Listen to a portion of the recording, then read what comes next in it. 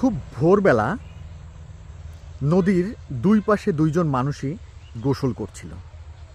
তো এক পাশের জন যেটা করছিল সেটা হচ্ছে ভোরবেলায় উনি গোসল করছিলেন যে ফজরের নামাজ পড়বেন। তো উনি অপোজিট পাশে যিনি আছেন তার ব্যাপারে ধারণা করলেন যে উনিও বোধহয় গোসল করে নামাজ পড়বেন। আর অন্য প্রান্তে যে ছিল সে আসলে সারা রাত ধরে চুরি করেছে, যার কারণে সে গোসল করে এখন গিয়ে ঘুমাবে।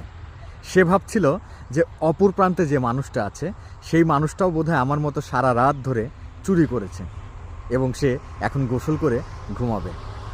এই যে দুই প্রান্তে দুইজন মানুষ, দেখেন দুজনের দৃষ্টিভঙ্গি কিন্তু দুই রকম এবং সে যেমনটা ভাবছে নিজের ব্যাপারে ঠিক অন্যের ব্যাপারেও তার ধারণাটা সেম।